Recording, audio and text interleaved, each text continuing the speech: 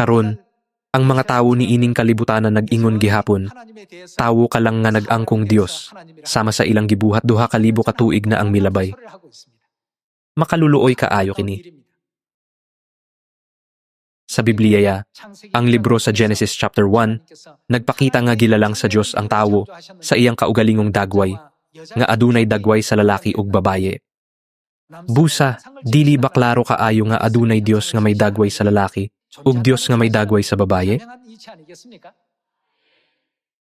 Unya, dili lang Dios amahan kon dili kinsa pa? Ang tinuod nga pagtuo mao ang makapahimo kanato sa pagdawat sa Dios inahan. Sa Hebrews chapter 9 nahisulat, mopakita siya sa ikaduhang higaiyon aron sa pagluwas ni adtong mga naghulat kaniya. Kon mobalik siya sa ikaduhang higaiyon, dili ba angay nga dawaton nato siya bisan kon moabot siya sa unod? Ang Dios dili lang gikan sa bisan asa, apan isip man luluwas. Siya mo anhi sa Siyon. Busa, kinahanglan natong hatagan, ug dakong pagtagad ang Siyon. Unsa ang Siyon? Sa walay pagtagad, andam na sila mulabay og mga bato, nga nag-ingon siya usa lamang katawo, nga nag-angkon nga Dios, sama sa nahitabo 2,000 ka tuig kanhi. Bisan pa nga ang Dios ni anhi, sa kalibotan dala ang pagsaylo, ingon timaan sa kinabuhing walay katapusan, daghan gihapon ang dili mo tuo, ug mosupak, pareho sa 2,000 ka tuig ang milabay, tungod kay wala nila masabti ang kaluwasan nga gidala sa Mesiyas. Apan, kung ang Dios mao ang atong amahan, natural, kinsa may kauban niya. Kinahanglan anaa ang atong inahan.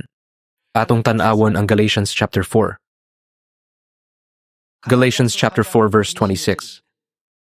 Apan ang Jerusalem nga anaa sa itaas gawas nunog siya. Kinsa siya?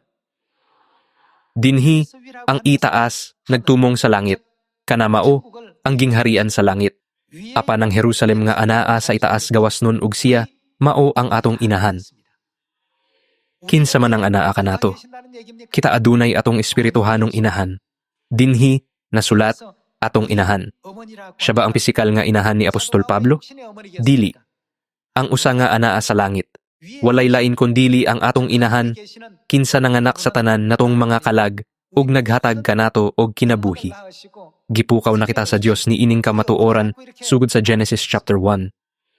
Kay gidawat nato ang Dios inahan ug gipahibalo kini nga maayong balita sa tibuok kalibutan.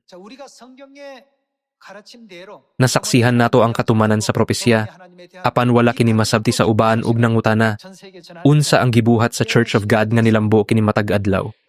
Dili ba misunod lang kita sa mga pagtulunan sa Biblia? Dili ba ang katuyuan sa atong pagtuo kay ang walay katapos ang kaluwasan ug ang gingharian sa langit? Ang ebanghelyo kinahanglan nga moswag sulod sa pagtuo, nga maningkamot sa pagkabot sa kaluwasan subay sa kabubuton sa Dios. Ang Dios nag-ingon, tungod kay ang ebidensya sa akong paglungtad anaa sa Biblia, susiha kini pag-ayo. Busa, kinahanglan basahon pag-ayo ang Biblia.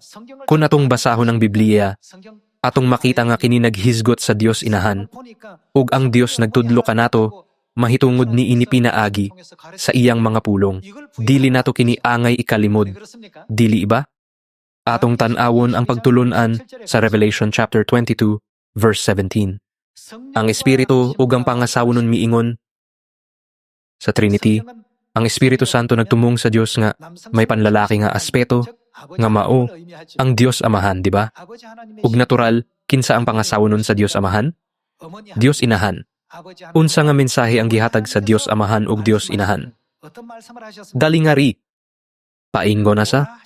Gitawag nila kita sa pag-adto sa Siyon, diin nagpuiyo si Amahan ug Inahan. Unya, atong tan-awon nganong gitawag nila kita. Dali nga ri, ug ang tanang nakadungog paing na, usab, dali nga ri, duol kamong giuhaw ug kadtong may gusto, unsa may ilang giingon. Inom sa walay bayad nga tubig nga naghatag sa kinabuhi-kinabuhing walay katapusan. Sa libro sa gipadayag, ang pinakakatapusan nga bahin sa Biblia, kinigihan ay sama niini. Kinahanglan natong pangitaon si Amahan ug Inahan ug moadto.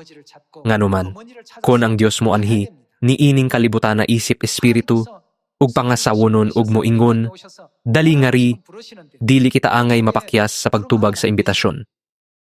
Ang mga individual nga nagtinguha sa kaluwasan, ug nga makasulod sa gingharian sa langit. Naglantaw sa hayag nga kaugmaon, kinahanglan mo adto sa simbahan diin ang espiritu ug ang pangasawunon na nawag. Asa man ta gitawag nila ni Amahan o Ginahan nga mo adto? Sa Sion, diin kamo ug ako miyanhi, ang Church of God nga nagsaulog sa mga kasaulogan. Ang Dios nagtawag sa tanan sa paganhi dinhi karon.